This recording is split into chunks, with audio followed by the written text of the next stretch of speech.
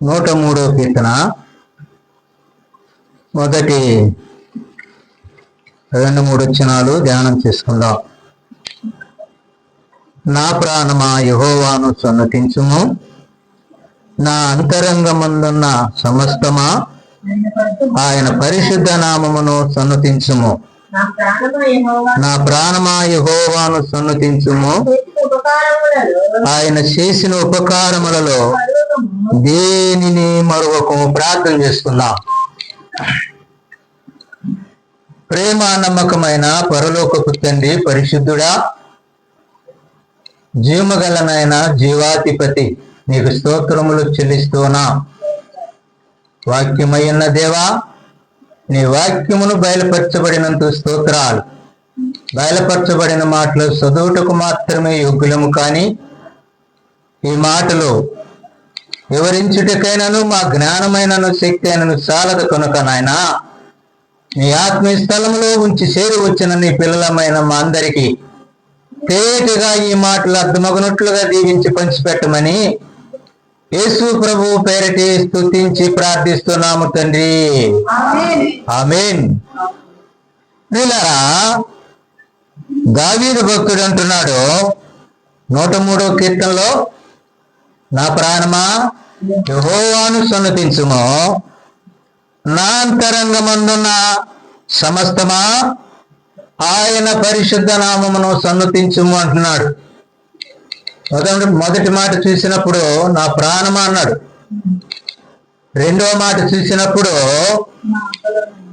సమస్తం, అంతరంగములో ఉన్న ఆలోచన సమస్తం అంటున్నాడు కదా. సమస్తం కూడా యెహోవాను సన్నతించుము అంటున్నాడు. సన్నతించమంటే అర్థం ఏంటి? స్తుతించుట. స్తుతించటం అంటే ఎలాగుండాలి అమ్మా? స్తుతించటం అంటే మౌనంగా ఉండటమే స్తుతించుట. తెలుసా? విన్నారా? మౌనంగా ఉండటే స్తుతించుట. సమూయేలు దగ్గరికి, ఏలీ దగ్గరికి అన్న వచ్చి యెహోవా సన్నిధిలో మొక్కుకుంటూ ఉంది. మొక్కుకుంటూ ఎలా మొక్కుకుంటున్నామి? హృదయంలో మొక్కుకుంటూ ఉంది. ఆమెకు కలిగిన వేదనంతయు, ఆమెకు కలిగిన చింతంతయు ప్రభుతో చెప్పుకుంటుంది. ఎలాగా? హృదయంలో చెప్పుకుంటుంది. మోకరించింది. ఏలీ అంటున్నాడు, మందదృష్టి గలవా, అమ్మా ఎందాక నీవింకా మత్తురాలై పండుకుండవులేమో, ద్రాక్షాపానం కొట్టితివా, త్రాగితివా, ఎలా నీవు మౌని వేయింటివి అంటున్నాడు. మౌనంగా ఉండటే దేవుని స్తుతించుట. మౌనంగా ఉండటే. అందుకే పరిశుద్ధ గ్రంథంలో ఒక మాట రాయబడింది, దేవుడు అల్లరికి కర్త కాడు. ఆయన సన్నిధిలో అల్లరి అస్సల పనికిరాదు. మౌనంగా ఉండటమే. అలాగే దావీదు రాజు, ఆయన దేవుడు ఏర్పరచుకున్న దేవుని సేవకుడు, ఆయన రాజ్యమును పరిపాలించే రాజు అయిన దావీదు కూడా యెహోవాను ఆరాధించుటకు ఆయన మందిరంలోనికి చేరి వచ్చి దేవుని ఆరాధిస్తూ ఈ మాటలు పలుకుతూ ఉన్నట్టుగా మనము ఈ లేఖనాల్లో గమనిస్తూ ఉన్నాం. ఏమని అంటున్నాడు? మొదటి వచనం, నా ప్రాణమా యెహోవాను సన్నతించుము, నా అంతరంగమందున్న సమస్తమా ఆయన పరిశుద్ధ నామమును సన్నతించుము, నా ప్రాణమా యెహోవాను. ఎందుకు ఇన్నిసార్లు స్తుతించు స్తుతించు స్తుతించు అని దావీదు ఇన్నిసార్లు పలికాడంటే, దావీదు జీవితంలో దేవుడు ఎన్నో మేలులు చేశాడట. లెక్కేసుకోవటానికి వీలు లేదు. దావీదు 49వ కీర్తనలో అనుకుంటా, నా పాపములెన్ని దేవా నా పాపములెన్ని, నా దోషములెన్ని నాకు తెలియచేమో. అవి నా తల వెంట్రుకలకు మించి ఉన్నవి అంటున్నాడు. తలకుండే ఎంట్రుకల కంటే లేని వాళ్ళకి అసలు ఎంట్రుకలు ఉండవాలే, ఉన్నవాళ్ళకి బాగా జుట్టున్న వాళ్ళకి ఆ ఎంట్రుకలు మించి ఉంటాయి. దావీదు అంటున్నాడు, నా దోషాలు, నా పాపాలు నాకు తెలియచి అంటూ అక్కడ అంటాడు, నేను పాపములో నా తల్లి గర్భములో జన్మించబడి తిని, నేను పాపములోనే పుట్టి తిని పాపములోనే ఎదిగి. దొరికిందా మాట? మరి ఎన్ని అద్భుతాలు దావీదు జీవితంలో దేవుడు చేస్తే మాటలు పలుకుతూ ఉన్నాడు. రండి చూద్దాం. కీర్తన గ్రంథం 40వ అధ్యాయం. కీర్తన గ్రంథం 40వ అధ్యాయం 2వ వచనాన్ని ధ్యానం చేసుకుందాం. దావీదు జీవితం పూర్వం ఎలాగుంది? దేవుడు సేవకునిగా దావీదును చేయక మునుపు, దేవుడు దావీదును ఆయన తన కుమారుడిగా పిలవక మునుపు ఎలాగున్నాడు? దావీదు జీవితం ఎలాగుంది? 40వ అధ్యాయం కీర్తన గ్రంథం 2వ వచనం. ఆయన నాకు తెలియదు. కీర్తన గ్రంథం 40వ అధ్యాయము 2వ వచనం. నాశనకరమైన గుంటలో నుండి, జిగటగల గంగ ఊపిలో నుండి ఆయన నన్ను పైకెత్తి నా పాదములని బండ మీద నిలిపాను. అడుగులు స్థిరపరిచాడు దావీదు. దావీదంట ఎన్నో అపాయాలు, ఎటు చూసిన శత్రువులు, ఎటు చూసిన ప్రాణభయము, చివరికి కన్న కుమారుని ద్వారా కూడా ప్రాణభయం. దావీదు పరారైపోయి కొండలు, గోత్రాలు, కొండలు, లోయలు దాగుకునినట్లుగా చూస్తూ ఉన్నా. గమనిస్తున్నారా? అట్టి స్థితిలో నుండి, అది ఏ స్థితి అని దావీదు వర్ణిస్తూ ఉన్నాడు? నాశనకరమైన గుంటలో. ఎక్కడున్నాడంట? నాశనకరమైన గుంటలో నుండి. ఆ గుంటలో పడిపోతే నాశనమే అమ్మా, ఇక చెడిపోయినట్టే. ఏం చెడిపోయినట్టు? ప్రభు పల్లెంలో నీళ్లు పోసుకొని పై వస్త్రం తీసుకుని నడుముకు చుట్టుకొని తన 12 మంది శిష్యులు భోజనమును కూర్చుని ఉండగా వరుసగా ఒక్కొక్కని పాదాలు పల్లెములో నీళ్లు పెట్టి కడిగి తువాలుతో పాదాలు తుడుస్తూ వస్తూ ఉండగా పేతురు వద్దకు వచ్చాడంట. పేతురు అంటున్నాడు, ప్రభువా, వద్దు ప్రభువా, నీవు నా పాదములు కడగవద్దు. ప్రభువా, వద్దు, నీవు నా పాదములు కడగవద్దు అన్నాడు. ప్రభు అంటున్నాడు, పేతురు, నేను నిన్ను కడగని ఎడలా నీకు నాతో కూడా పరదేశు లేదు. పరదేశులో ఉండాలంటే అడగబడ. అప్పుడు అంటాడు పేతురు, అయ్యా, పాదములు కావు, తల నుండి కడుగును, నా దేహమంతయు కడుగును, నా చేతులంతయు కడుగును, నన్ను పవిత్రుడిగా చేరు అంటున్నాడు. ప్రియులారా, పేతురు ఏమంటున్నాడు? వద్దు అన్న పేతురు ఏమంటున్నాడు? తల నుండి పాదముల వట్టి కడిగి శుద్ధి చేయి ప్రభువా అంటున్నాడు కదా. కాబట్టి ప్రియులారా, దావీదు కూడా నాశనకరమైన గుంటలో పడి ఉన్నాడు, జిగటగల ఊబిలో పడి ఉన్నాడు. అట్టి స్థితిలో నుండి ప్రభు ఆయనను పైకి లేవనెత్తినట్టుగా దావీదు యొక్క పాదాలు బండ మీద నిలిపినట్లుగా చూస్తూ ఉన్నాం. బండ అంటే 1 కొరింథీ పత్రిక 10వ అధ్యాయం 4-5 వచనాల్లో కనపడుతుంది. అందరూ ఆత్మ సంబంధమైన ఒకే ఆహారము తినిరి, అందరూ ఒకే ఆత్మ సంబంధమైన పానీయమును తాగిరి. అపాయము బండలో నుండి వచ్చెను. ఆ బండ అది మాట. దొరికిందా మీకు ఎక్కడన్నా? 1 కొరింథీ పత్రిక 10వ అధ్యాయము 5-6 వచనాల్లో అనుకుంటా, 8 వచనాల్లో కనపడుతుంది. బండ క్రీస్తు. పడిపోయిన దావీదును, చెడిపోయిన దావీదును మానవుడి కంటే కూడా హీనముగా పడిపోయిన దావీదును దేవుడు బాగు చేసి లేవనెత్తి ఆయన మీద ఆయనతో కూడా ఉంచుకొనెను. ఆయనతో ఉంచుకొని అంటున్నాడు, దావీదు నీవు నా కుమారుడవు. దావీదు అంటున్నాడు పరిశుద్ధ గ్రంథంలో ఒక మాట, నీవు నా కుమారుడవు, నేడు నేను నిన్ను కని ఉన్నాను.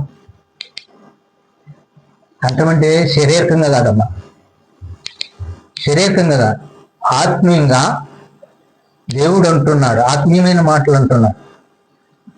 దావీదు ఎవరంట? దావీదు దేవుని కుమారుడు. నీవు నా కుమారుడవు, నేడు నేను నిన్ను కని ఇంటిని అన. దావీదు అడుగుతున్నాడు, దేవా నాశనకరమైన గుంటలో నుండి, జిగజగల ఊబిలో నుండి నన్ను పైకి లేవనెత్తి క్రీస్తనబడిన బండ మీద నా పాదములు నిలిపాను అంటూ ఇప్పుడు మళ్ళా వద్దాం 103వ కీర్తన 103వ కీర్తన 3వ వచనం చూడండి. దోషములన్నిటినీ క్షమించిన ఉపకారం అనే మాట ఉందయ్యా. ఉపకారం 2 ఆఖరులు ఆయన చేసిన ఉపకారములో దేనిని మరొకము. ఉపకారాలు మరొకడు, ఉపకారాలు మరొకడు. మనకు ఆపత్తి వచ్చినప్పుడు ప్రభువా అయ్యా ఇందులో నుండి నన్ను తప్పించు ప్రభువా అంటాం, మొక్కుంటాం. దేవుడు తప్పిస్తాడు. ఆయన బిడ్డకే కాదు, ఆయన నమ్ముకున్న వారికే కాదు, నమ్ముకోని వారికి కూడా దేవుడు అవకాశం ఇస్తాడు. అవకాశం ఇస్తాడే కూడా. ఎవరికి ఇచ్చాడు? సిరియా దేశస్థుడైన దేవుని బిడ్డ కాదు, అన్యుడు. అన్య దేవతలు ఉండే దేశంలో జన్మించిన నయమానుకి అవకాశం ఇచ్చాడు. విజయం కలిగి పరాజయం పొందగలిగిన వాడు ఇప్పుడు విజయంతో అవకాశాన్ని ఇచ్చాడు కదా. అలాగే దేవుడు ప్రతి ఒక్కరికి అవకాశం. అయితే మనం దానిని గమనించి మనల్ని కాపాడిన దేవుడు, మనకు చేసే మేలు చేసే దేవుణ్ణి, మనకు ఉపకారాలు చేసే దేవుణ్ణి మనం ఎన్నడూ కూడా మరిచిపోకూడదు. చదవండి, ఇప్పుడు ఏమంటున్నాడు? ఆయన నాకు చేసిన ఉపకారములలో దేనిని మరొకమన్నాడు. అంతే, సమయం అయిపోతుంది.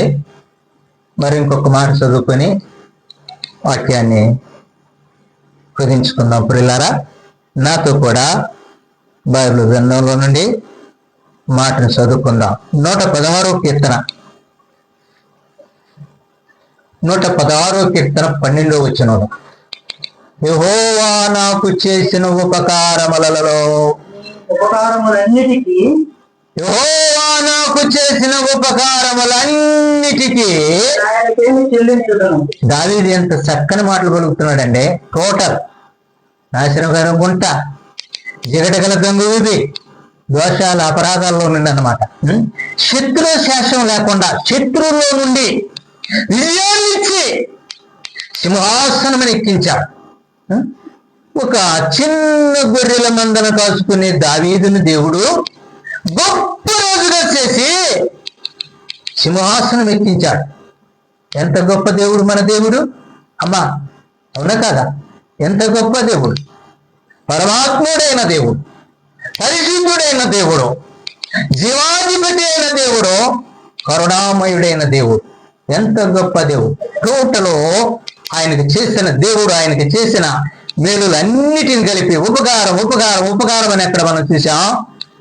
స్తుతించు స్తుతించు సన్నతించు సన్నతించనే మాటలు చూసాం.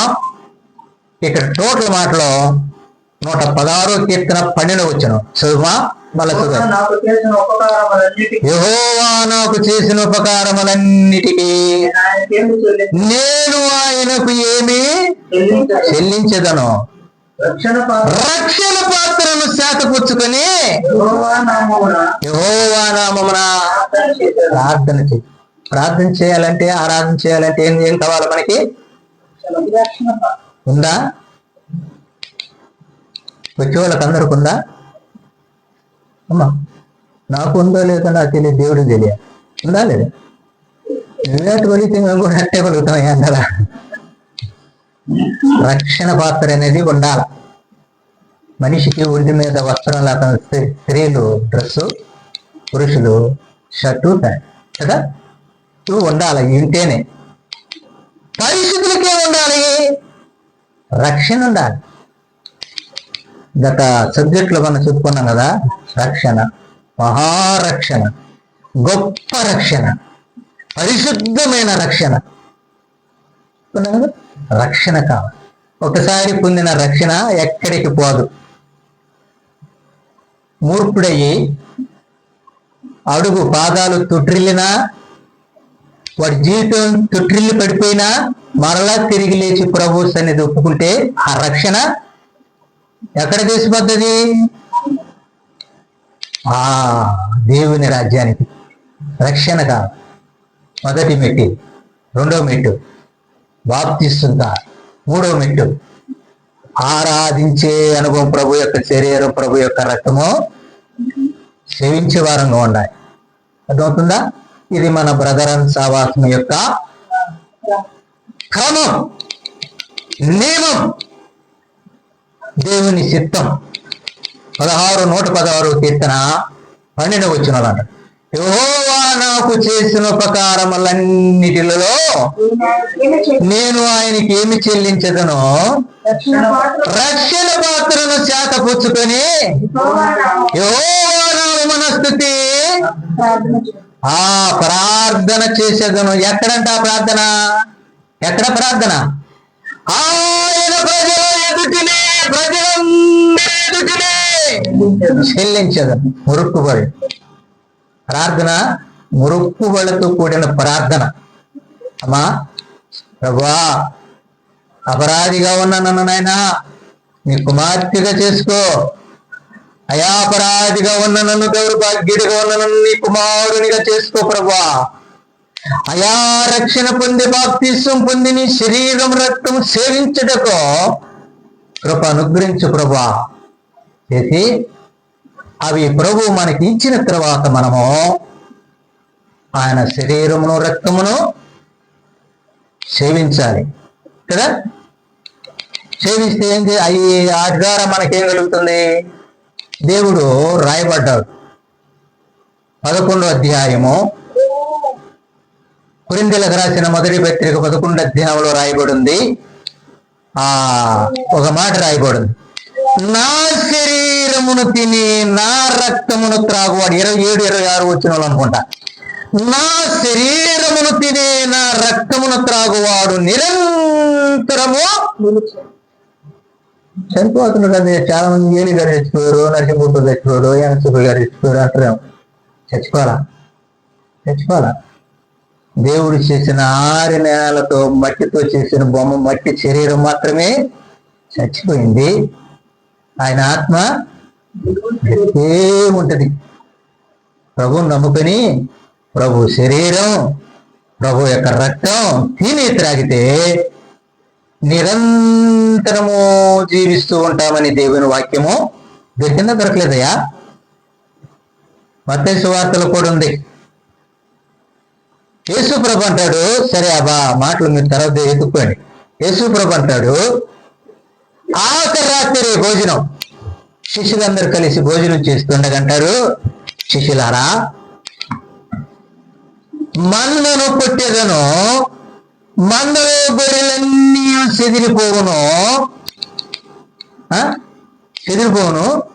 అంత శ్రేష్టమైన మాట అంటాడు. నా నిమిత్తమై మీరు అభ్యంతరపడుతురు అంట. అక్కడ పేతురు మరొక మాట అన్నాడు, అయ్యా వీళ్ళందరూ అభ్యంతరపడి నేను అభ్యంతరపడినా అది తర్వాత సంగతి. ప్రభు ఏమంటాడంటే, నా శరీరమును నా రక్తమును ఇదే నేను మీతో కూడా ఆఖరిగా భోజనం చేసే భోజనము, ఆఖరి భోజనం, ఆఖరి రాత్రి భోజనం ప్రభు అదే అన్నాడు. ఇక నేను ఎన్నని ఇక్కడ తీసుకొని మీరు కూడా నాతో నా రాజ్యములకు వచ్చినప్పుడు అక్కడ చేయదు అక్కడ రాజ్యం ఉంది ప్రభుకి. ప్రభు ఆ రాజ్యానికి చేరున్నాడు. మనం కూడా ఆ రాజ్యానికి చేరతాం. ఆలస్యం ముందు వెనక ఎప్పుడైనా కానీ చేరతాం. అది సత్యం, దాన్ని నమ్మాలి. ప్రియులరా, నా ప్రాణమా యెహోవాను, నా అంతరంగమందున సమస్తమైన పరిశుద్ధ నామమును, ఆయన చేసిన ఉపకారములన్నిటిలో దేనిని ఇవాళ చేసిన మేలు రేపు తెల్లారికి మర్చిపోతాం. ఏందో కదా, అలా మర్చిపోవు. దేవుడు చేసిన మేలు ఎక్కడ దాచుకోవాలి? రంగములో దాచుకోవాలి. దేవుడు తన మాటలో మనందరి హృదయంలో దీవించబడును గాక. రొట్టి కొరకాయ ప్రార్థన చేసుకున్నాం. అందరూ తల్ల వంచి కొంగు మూసిన ఎడల రొట్టి కొరకాయ ప్రార్థన చేసుకుందాం. ప్రేమగల తండ్రి, దయగల దేవా, నీకు స్తోత్రములయ్యా. పరలోకము నుండి గోధుమ గింజవలే భూలోకమునకు వచ్చి దంచబడి ఇసురబడి పిండి వలె మెత్తనిగా చేయబడి ప్రభా రొట్టెగా కాల్చబడితేవి మండుటెండలో. నీ శరీరము నాయన, మనుషుడు చేసిన రొట్టెని కాక ఇది నీ శరీరమని నీ రక్తమని ఏసించుకొని మమ్మల్ని మేము పరీక్షించుకొని పాత్రలో చేవేట కృప దయచూపమని యేసు ప్రభు పేరటే స్తుతించి ప్రార్థిస్తున్నాము తండ్రి. ఆమేన్.